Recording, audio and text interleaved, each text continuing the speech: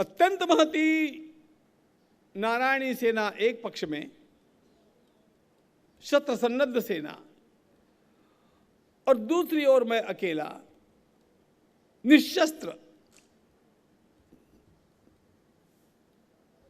अब जिसको जो चाहिए चुन लो भाई। दुर्योधन, बंटवारा करने का एक नियम होता है। समान बंटवारे करने के बाद में पहला चयन करने का अधिकार दिया जाता है छोटे भाई को।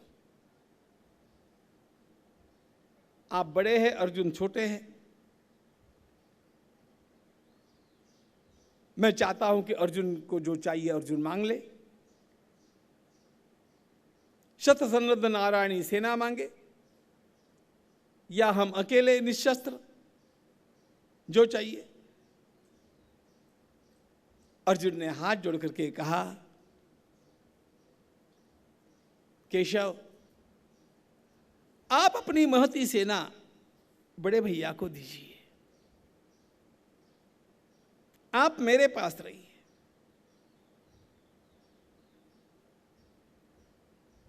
भगवान ने कहा, अर्जुन, ये तुमने क्या किया? मैंने तुम्हें पहला अवसर, दुर्योधन ने कहा, उसने बोल दिया ना अभी, ठीक ही तो बोला है। आपने जब उसे पहला अवसर दे दिया, उसने अपनी बात बता दी, तो बात ठीक हो गई। भगवान ने कहा, देखो दुर्योधन, एक आध बार व्यक्ति आवेश में गलती में बोल देता है, एक बार फिर। अर्जुन ने कहा, मुझे पुनर्विचार करने की आवश्यकता नहीं है कृष्ण। मैं फिर वही कहना चाहता हूं कि आप अपनी सेना बड़े भैया को दीजिए, आप मेरे पास रहिए। दुर्योधन ने कहा, अर्जुन ने 2 बार जब ये बोल दिया है तो अब इसमें परिवर्तन करने की आवश्यकता नहीं है, यही होना चाहिए, मुझे भी ये मान्य है। और केशव, मेरे पास समय बहुत कम है, मुझे और भी लोगों से मिलना है, मैं चलता हूं। दुर्योधन वहां से निकल गए। दुर्योधन के जाने के बाद भगवान ने अर्जुन से कहा, अरे पगले, तुमने ये क्या किया?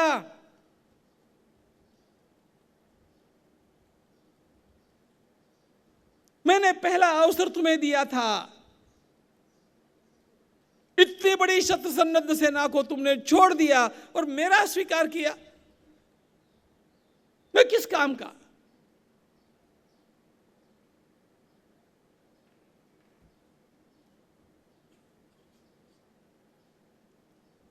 अर्जुन ने कहा, केशव,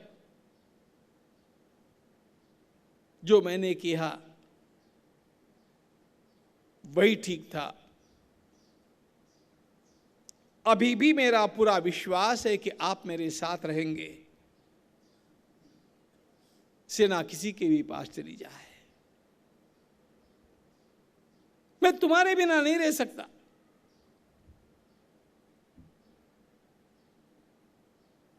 भगवान बोले, अर्जुन, प्रसंग युद्ध का है, भावना विवश होकर के काम चलता नहीं है।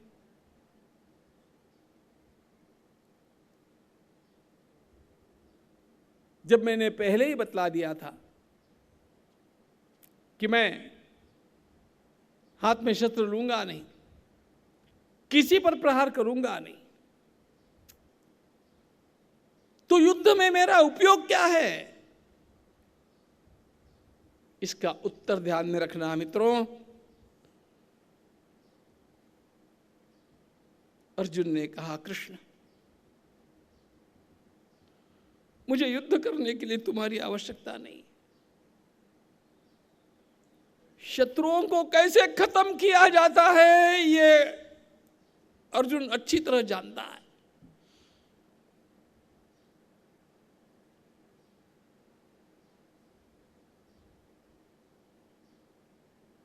तुम्हें शस्त्र उठाने की कोई आवश्यकता नहीं,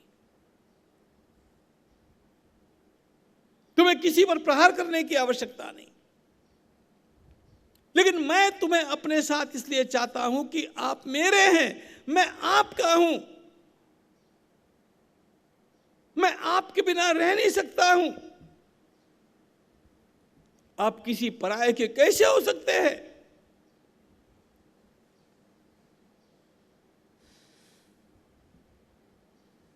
भगवान ने अर्जुन का हाथ अपने हाथ में लेकर के कहा, अरे भाई,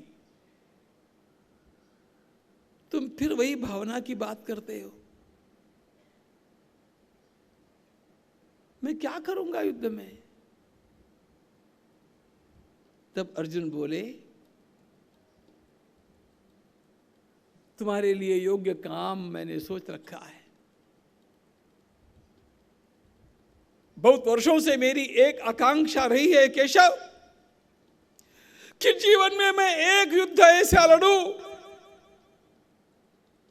जिस युद्ध में आप मेरे सारथी होंगे और मैं योद्धा के रूप में युद्ध करता रहूंगा।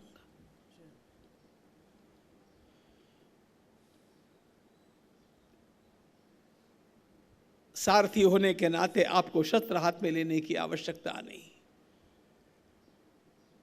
सारथी होने का मुझे लाभ यह है कि आपको निरंतर मेरे पास रहना पड़ेगा। मैं आपसे दो बातें कर सकूंगा ना,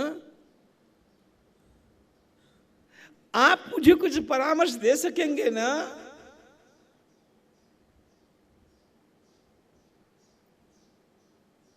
मेरे रथ के घोड़ों के लगाम आप अपने हाथ में लेंगे ना, आप मेरा सारथ्य करेंगे ना कृष्ण। सारथ्यन्तु त्वया कार्यम, सारथ्यन्तु त्वया कार्यम, इति मे मानसं सदा, चिररात्रेप्सितं कामं तद्भवान् कर्तुमर्हति।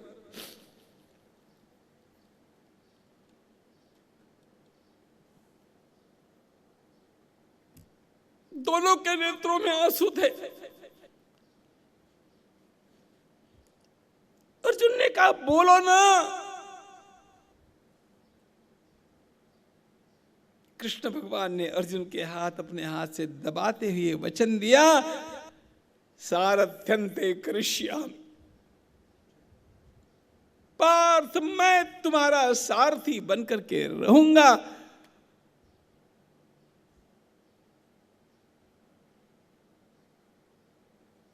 वैशंपायन महाराज संकेत करना चाहते हैं, राजन, युद्ध का निर्णय आज ही हो गया।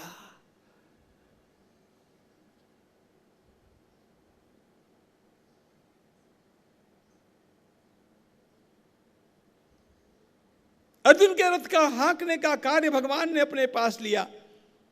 ध्यान रखना, रथ के घोड़ों के लगाम अर्जुन भगवान के हाथों में नहीं देना चाहते हैं, केवल अपने जीवन की बागडोर अर्जुन ने भगवान के हाथों में सौंपी है। जीत तुम्हारे हाथों में और हार तुम्हारे हाथों में है। जीत तुम्हारे हाथों में और हार तुम्हारे हाथों में। अब सौंप दिया इस जीवन का सब भार तुम्हारे हाथों में। अब सौंप दिया इस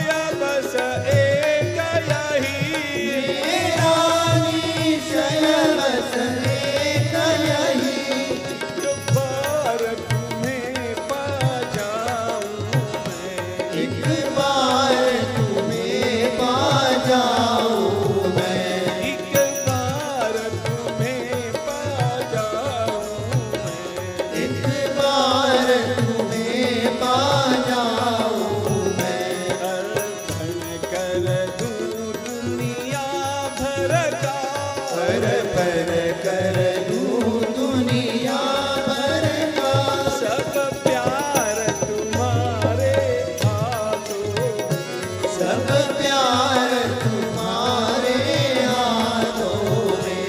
अब सौंप दिया इस जीवन का, सब भार तुम्हारे हाथों में। अब सौंप दिया इस जीवन का, सब भार तुम्हारे हाथों में। है जीत तुम्हारे हाथों में, और हार तुम्हारे हाथों में। है जीत तुम्हारे हाथों में, और हार तुम्हारे हाथों में। जीत तुम्हारे हाथों में, और हार तुम्हारे हाथों में। है जीत तुम्हारे हाथों में, और हार तुम्हारे हाथों में।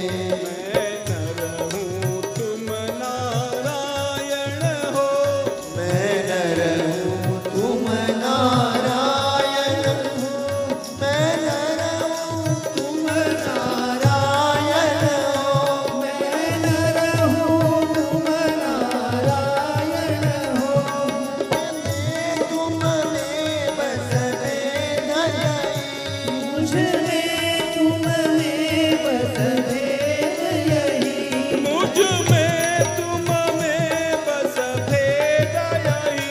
मुझ में तुम में बस भेद यही, मुझ में तुम में बस भेद यही। मुझ में तुम में बस भेद यही।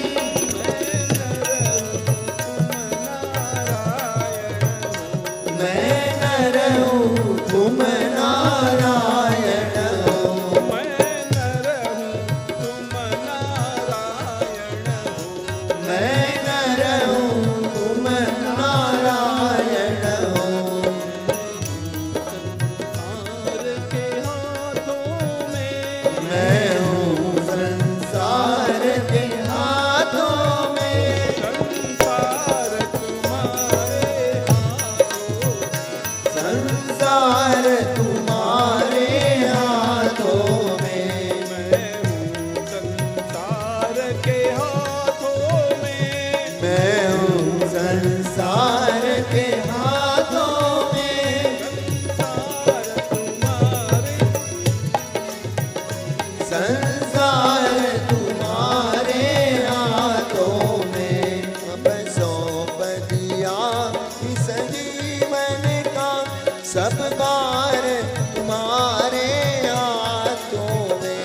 अब सौंप दिया इस जीवन का, सब भार तुम्हारे हाथों में। मैं हूँ संसार के हाथों में, मैं हूँ संसार के हाथों में, संसार तुम्हारे हाथों संसार तुम्हारे हाथों में। सब भार तुम्हारे हाथों। सब भार तुम्हारे हाथों में।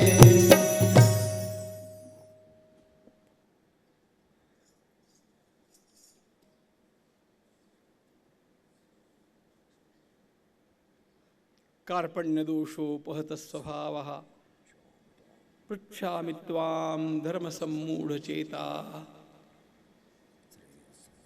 यच्छ्रेयस्य निश्चितं ब्रूहि तन्मे, शिष्यस्तेऽहं शाधिमान् त्वां प्रपन्नम्।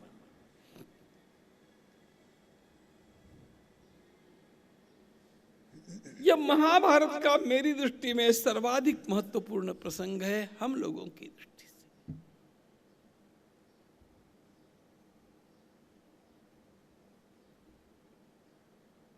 अर्जुन के विवेक की परीक्षा थी, दुर्योधन के भी विवेक की परीक्षा थी।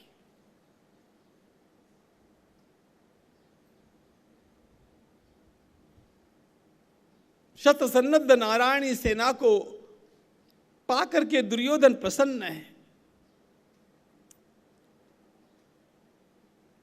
और अपने हाथ में शस्त्र न उठाने वाले केवल प्यारे कृष्ण को पाकर के अर्जुन अति प्रसन्न है। प्रश्न ये है,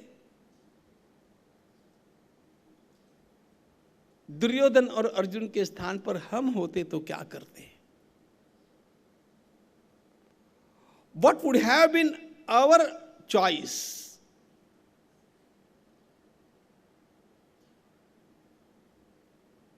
एक और भौतिक शक्तियां हैं, समृद्धि है, सत्ता है, दूसरी ओर केवल परमात्मा है, धर्म है।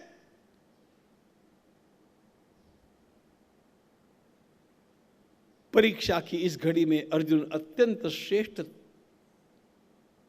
तरीके से उत्तीर्ण हुए।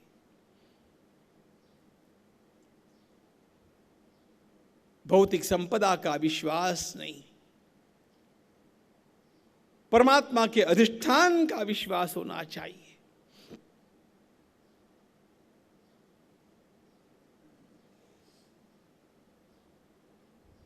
भौतिक संपदाएं आती है, जाती है,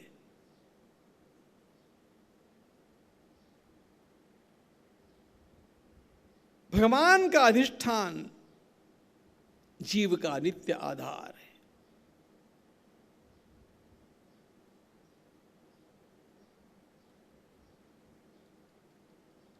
अर्जुन प्रलोभित नहीं हुए।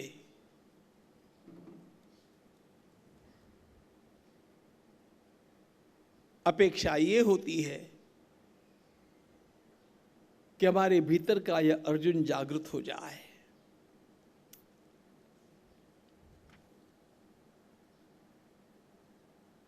समृद्धि का अपना महत्व है, लेकिन भगवान से बढ़कर के और किसी का महत्व नहीं होता है।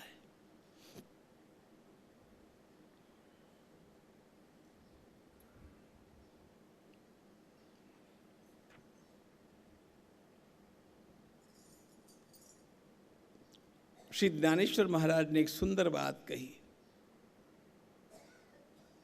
सारे वेदों का सार महाभारत में आया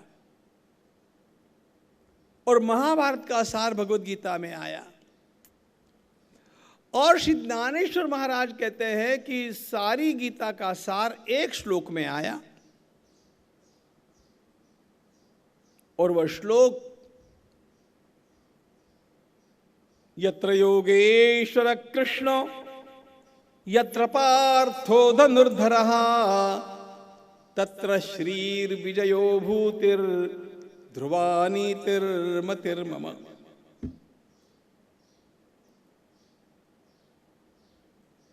बड़े आश्चर्य की बात यह है कि यह श्लोक भगवान श्री कृष्ण के मुख का नहीं है। यह भगवद गीता में संजय की उक्ति है, लेकिन श्री ज्ञानेश्वर महाराज कहते हैं कि भगवद गीता के मंदिर के शिखर के ऊपर फहराने वाली ध्वजा है यह श्लोक।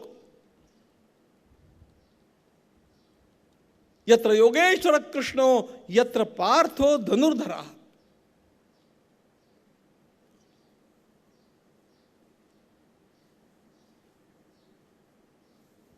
जीवन के संग्राम में विजय की प्राप्ति के लिए इन दो बातों की आवश्यकता होती है।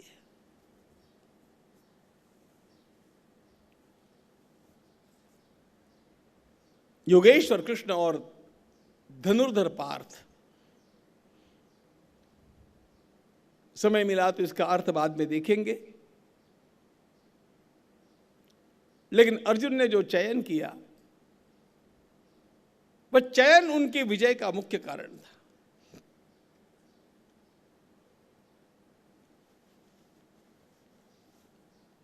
संसार को छोड़ने की आवश्यकता नहीं,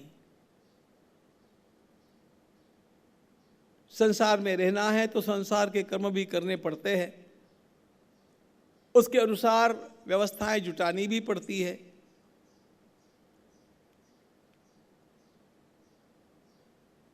लेकिन मूल भूमिका अर्जुन की रखने की आवश्यकता है कि मैं संसार का नहीं हूं, मैं कृष्ण का हूं और कृष्ण मेरे।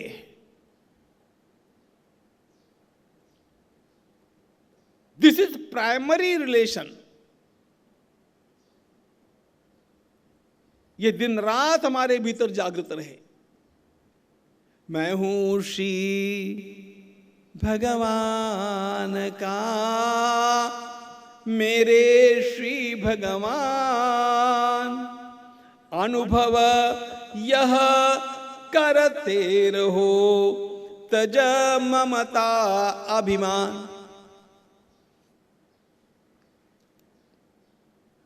अर्जुन यहां चूके नहीं।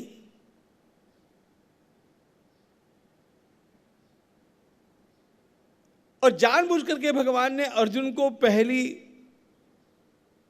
पहला अवसर दिया है, ताकि ऐसा न हो जाए कि भाई अब कोई विकल्प बचा ही नहीं था तो अर्जुन ने भगवान को ले लिया ना। अर्जुन को चॉइस है, और ऐसी स्थिति में अर्जुन ने भगवान का चयन किया है।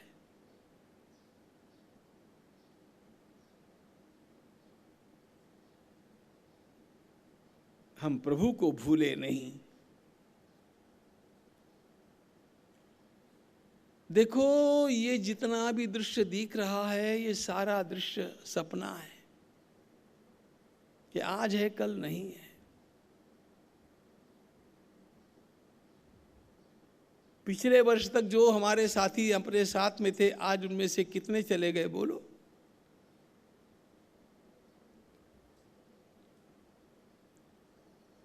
अगले समय जब कभी मिलेंगे तो और कितने बिछुड़ जाएंगे बोलो?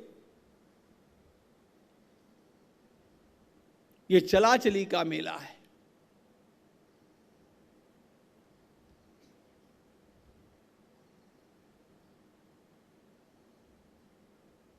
इस नश्वर विश्व में रहकर के व्यवहार तो करना होता है, लेकिन इसको आधार मानने जैसी भूल अन्य नहीं हो सकती।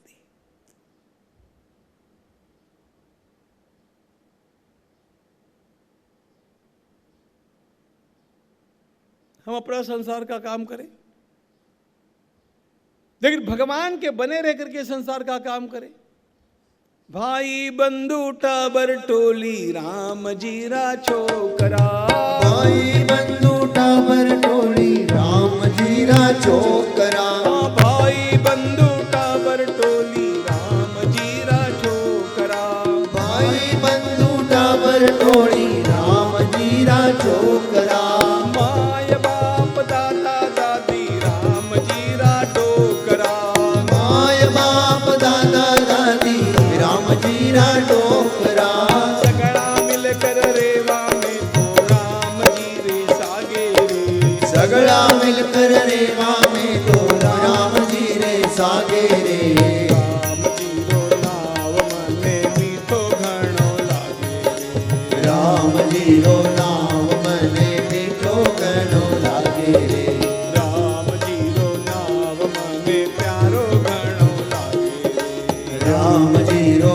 नाम मने प्यारो घणो लागे रे, राम जी राहेली नोरा राम जीरा झूपड़ा, राम जीरा हेली नोरा राम जीरा झूपड़ा, राम जीरा खेता माही राम जीरा रूपड़ा, राम जीरा खेता माही राम जीरा रूपड़ा, राम जी है पाछे मारे राम जी है आगे रे, राम जी आगे मारे राम जी है पाछे रे, राम जीरो नाव मने मीठो घणो लागे रे, राम जीरो नाम मने मीठो घणो लागे रे, राम जीरो नाव मने प्यारो घणो लागे रे, राम जीरो नाम मने प्यारो घणो लागे रे, राम जी री घर की कुंजी राम जी लगावणिया, राम जीरी घर की पूंजी राम जी लगावणिया, राम जी री घर की कुंजी राम जी लगावणिया, राम जीरी घर की पूंजी राम जी लगावणिया, राम जी रा लेना देना राम जी चुकावणिया, राम जीरा लेना देना राम जी चुकावणिया, जगतरी सारी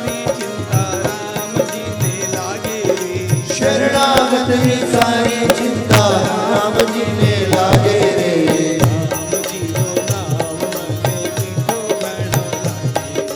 राम जी रो नाम मने मीठो घणो लागे रे।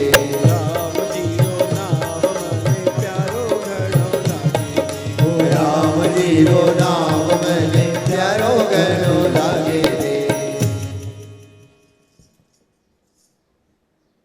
कुर्वन्ने वेह कर्माणि जिजी विशेष तक समाह।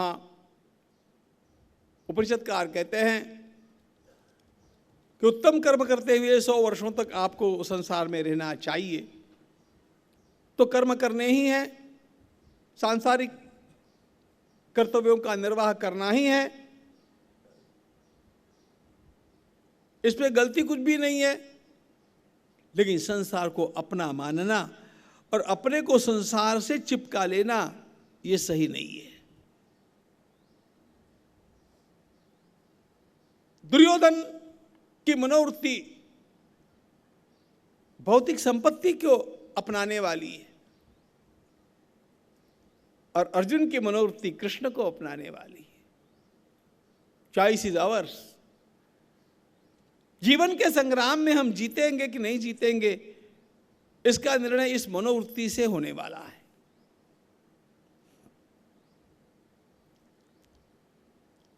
महात्मा वैशंपायन महाराज वर्णन करते हैं, मुनीश्वरों,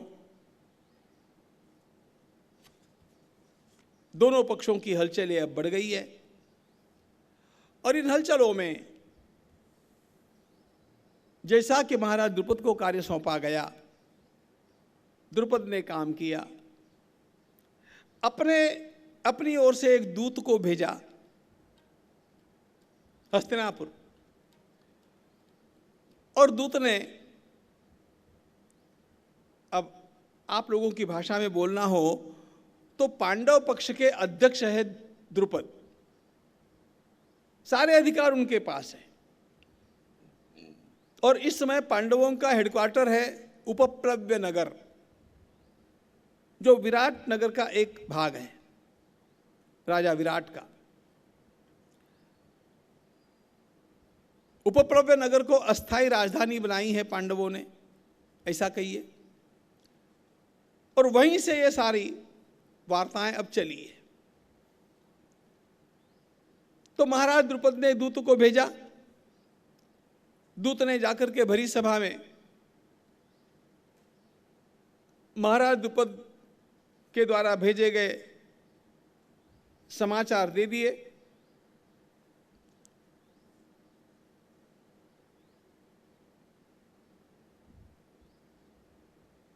चतुर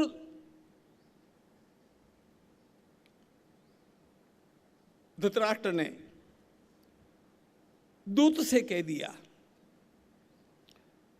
कि आपके समाचार मिल गए, हम इसका विचार करेंगे और हमारी क्या सोच है, हम अपनी ओर से दूत को भेजेंगे, तुम्हारे साथ उत्तर भेजने की आवश्यकता नहीं है, हम अपनी ओर से किसी को भेजेंगे। और धृतराष्ट्र ने अपनी ओर से एक दूत को भेजा है जिसका नाम संजय है। अनेक बार लोगों को यह प्रसंग पता ही नहीं होता है।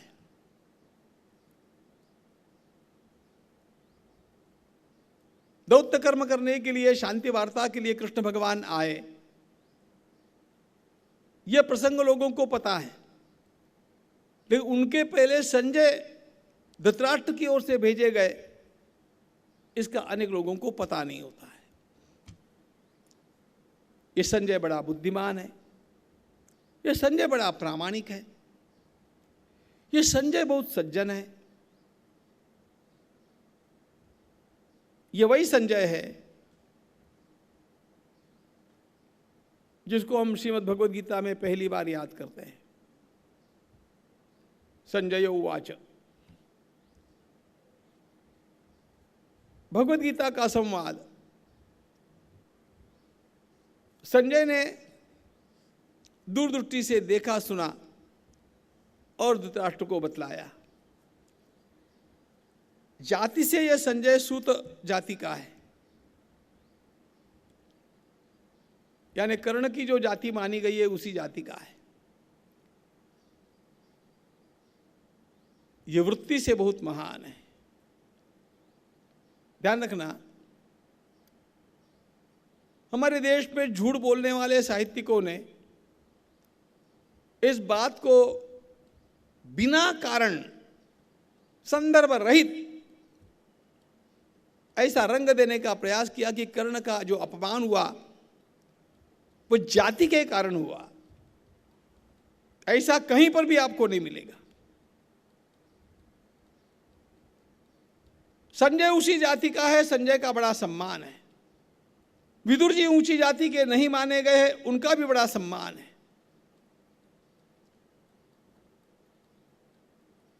प्रश्न जाति का नहीं है, वृत्ति का है। संजय बहुत सज्जन है। आपको अगली बात एक बार बतला देता हूं। कौरवों का राज्य समाप्त हो गया और पांडवों का राज्य जब आरंभ हुआ तो कौरवों के राज्य में जो 2 मंत्री थे, उन दोनों मंत्रियों को भगवान ने पांडवों के मंत्री बनाया है। और एक विदुर है और एक संजय है। इतना बड़ा सम्मान भगवान ने दिया है। तो मूल बात यह है कि यह संजय प्रामाणिक है, ऑनेस्ट टू द मैरो। यह संजय का वर्णन है।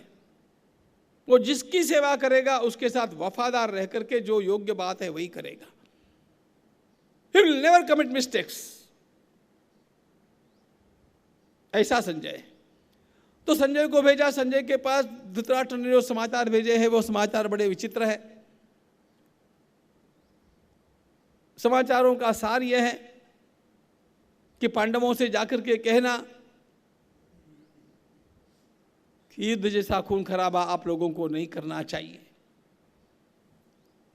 ये संसार नश्वर है, इसमें से कौन क्या साथ में ले गया है। इसलिए किसी भी प्रकार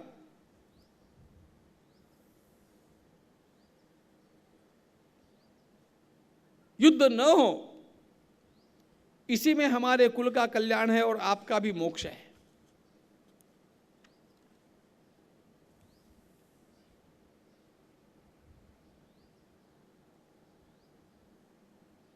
मेरे बेटे मेरी बात सुनते नहीं है।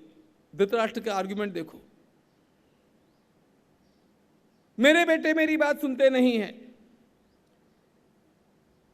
लेकिन आप लोग सज्जन हैं और इसलिए आपको सज्जनता का मार्ग अपनाना चाहिए। युद्ध होने ही नहीं देना चाहिए।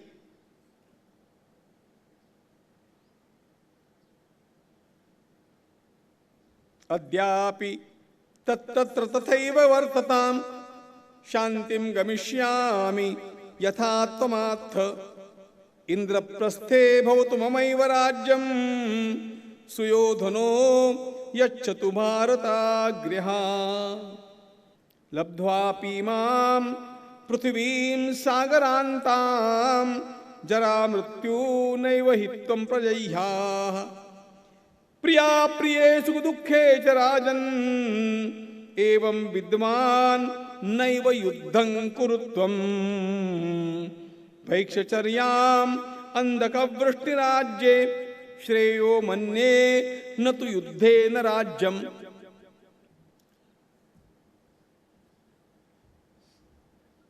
संजय के साथ भेजे हुए धृतराष्ट्र के उपदेश का यह सार है।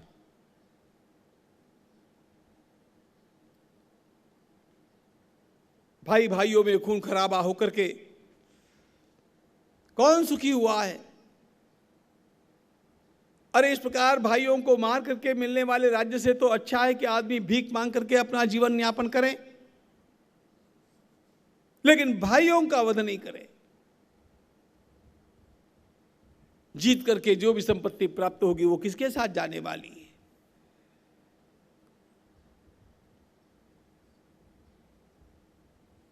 किसी के साथ वो गई नहीं।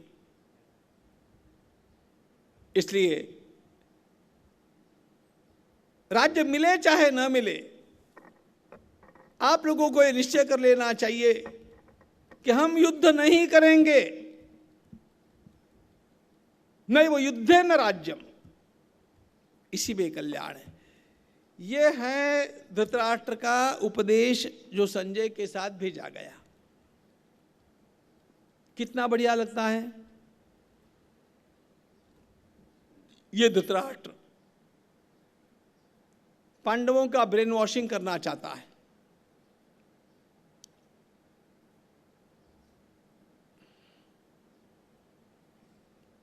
बड़ी विशेष बात यह थी, उस समय कृष्ण भगवान वहां पर थे।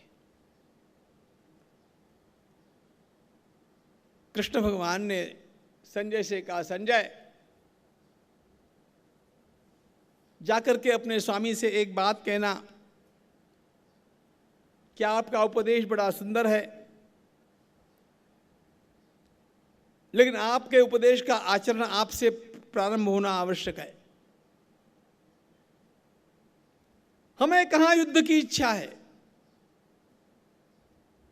हमने कौरवों से कुछ भी तो नहीं मांगा है।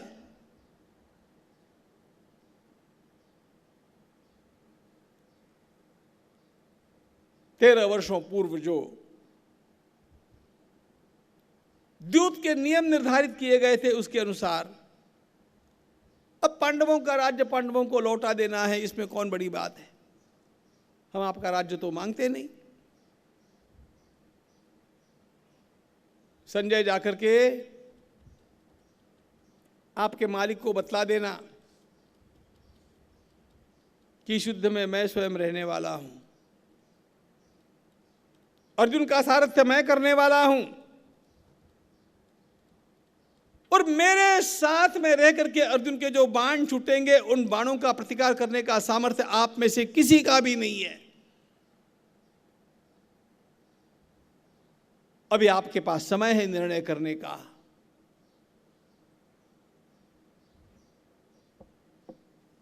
हमें युद्ध नहीं चाहिए, लेकिन जो न्याय राज्य है उसको हम छोड़ना भी नहीं चाहते। इसमें से क्या करना है आप निर्णय करो। धर्मराज ने और भगवान श्री कृष्ण ने ऐसे वचन कहकर के संजय को लौटाया। संजय लौट करके आए। संजय प्रामाणिक है।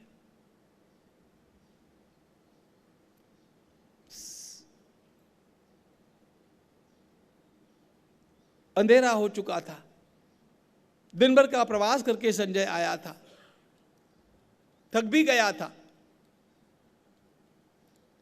इसलिए संजय ने जाकर के अपने मालिक धृतराष्ट्र को प्रणाम किया और कहा, मैं आया हूं, पांडवों के साथ मेरी अच्छी बातचीत हुई है, कृष्ण भगवान भी वहां पर थे, हमारे समाचारों के उन्होंने कुछ उत्तर भेजे हैं जो मैं आपको कल सुनाऊंगा। अभी केवल मैं रिपोर्टिंग करने के लिए आया हूं। प्रणाम करके संजय वहां से चले गए। रात्रि का समय हुआ। धृतराष्ट्र को नींद नहीं आई।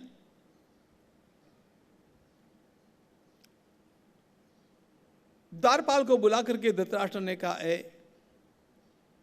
जाकर के विदुर को बुला करके लाओ। विदुर आए।